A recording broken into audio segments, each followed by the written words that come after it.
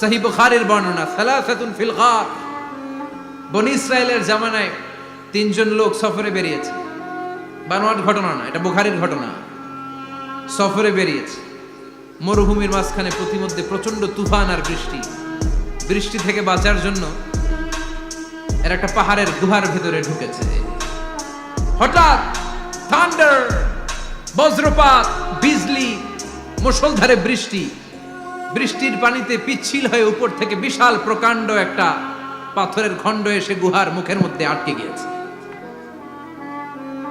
যেই গুহার মুখ দিয়ে তারা ঢুকেছে, ওইখানে বিশাল একটা পাথর গড়িয়ে এসে উপর থেকে পড়ল। অন্ধকার, ভিতরে কোনো আলো নাই, কোনো জনমানব নাই, বাঁচানোর কেউ নাই, কিছু দেখা যায় না, ঘুটঘুটে অন্ধকার। বাইরে থেকে আলো আর অক্সিজেন যে আসবে ওই সুযোগটাও নাই। তিনজন বুঝে গেল আমাদের মৃত্যু এখানেই হবে, আমাদের কঙ্কালগুলো শত শত বছর এখানে পড়ে থাকবে, কেউ উদ্ধারের জন্য আসবে না, ঠিক কি না? বাঁচানোর কেউ নাই, অক্সিজেন যতটুকু আছে কিছুক্ষণ পরে এটাও শেষ হয়ে যাবে। তিনজনের একজন বলল আমাদের বাঁচানোর কেউ নাই, একজন ছাড়া তিনি কে? আমাদের তিনজনের জীবনের এমন কোন নেক আমল আছে কিনা যেটা দিয়ে আল্লাহর কাছে দোয়া করা যায়? কার জীবনে কি নেক আমল আছে যেই নেক আমলটা দুনিয়ার কোনো মানুষকে দেখানোর জন্য করা হয় নাই, শুধু করা হয়েছে কার জন্য? এরকম কোন নেক আমল থাকলে দোয়া করা শুরু করো, এছাড়া আমাদের বাঁচার কোনো উপায় নাই।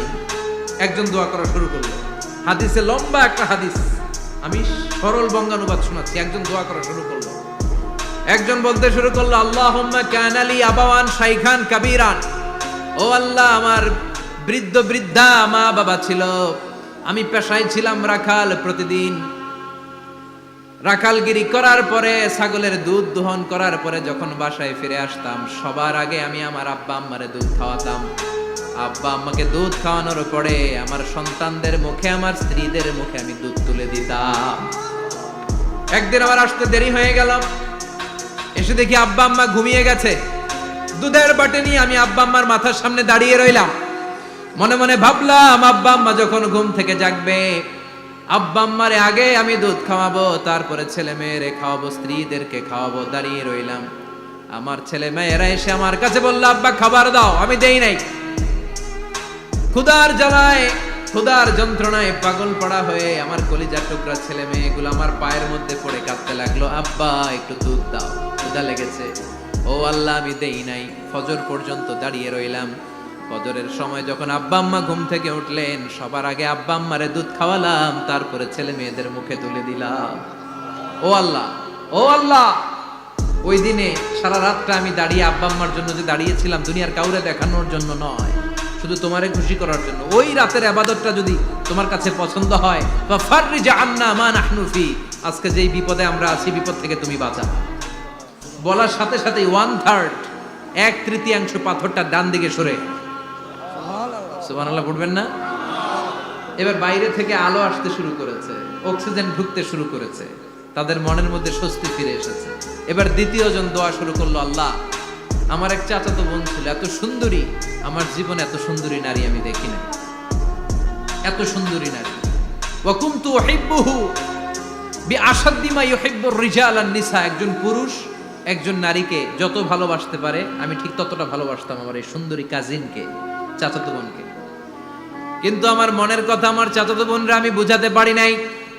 একদিন লজ্জা শরমের মাথা খেয়ে চাচাতো বোনরা আমি বললাম, তোরে আমি বড্ড ভালোবাসি, একান্তে আমি তোরে চাই।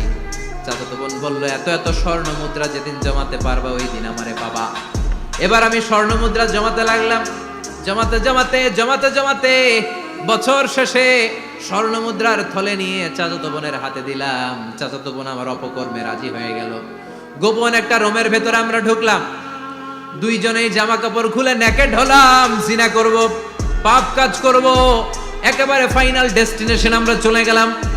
পাপ কাজ যখন আমরা শুরু করব, ইন দা মিন টাইম আমার চাচাতো বোন আমার ডেকে বলে, ও আমার চাচাতো ভাই, ইত্তাকিল্লাহ, ইত্তাকিল্লাহ, আল্লাহরে ভয় কর, আমার সতীত্ব নষ্ট করে দিস না। আল্লাহ ওই মুহূর্ত থেকে ফিরে আসা কোনো পুরুষের পক্ষে সম্ভব ছিল না। ইত্তাকিল্লাহ, এই বাক্যটা শুনে, তোমার আওয়াজ শুনে আমার কলিজার মধ্যে কাঁপুনি ছুটে গিয়েছে। তোমার নাম শুনে আমি আর ধৈর্য ধারণ করতে পারি নাই, চিৎকার মেরে জামা পেড়ে ওই ঘর থেকে বের হয়ে গেলাম। ও আল্লাহ, শুধুমাত্র কেবলমাত্র একমাত্র তোমার ভয়ে ওই দিন আমি আমার চাচাতো বোনের সাথে পাপ কাজে লিপ্ত হই নাই। আল্লাহ রে, ওই দিনের আমলটা যদি তোমার দরবারে কবুল হয়ে থাকে, আজকের বিপদের দিনে তুমি আমাদের বাঁচাও। বলা মাত্রই এই দোয়া আল্লাহর কাছে এত কবুল হয়েছে, কারণ আল্লাহর ভয় এটা পৃথিবীর সবচেয়ে বড় ইবাদত। চিল্লায় বলেন ঠিক কিনা? যাদের হৃদয়ে আছে আল্লাহর ভয়, তারা কবু পথ ভুলে যায় না। আল্লাহর প্রেম ছাড়া এই দুনিয়ায় কারো কাছে কোনো কিছু চায় না। ঠিক কিনা? আল্লাহর ভয় আল্লাহর কাছে সবচেয়ে বড় প্রিয় ইবাদত। আল্লাহর কাছে দোয়াটা এত পছন্দনীয় হয়েছে, মুহূর্তের মধ্যে 2/3 পাথরটা গুহার মুখ থেকে ডান দিকে সরে যায়। 2/3 পাথর এখন সরে গিয়েছে। এবার তারা বেরোতে চেষ্টা করবে, দেখা যায় হাত বেরোয়, কারো পা বেরোয়, মাথা বেরোয়, কিন্তু পুরো বডিটা নিয়ে বেরোয়া যায় না। বাকি আছে কয়জন? কথা কোন?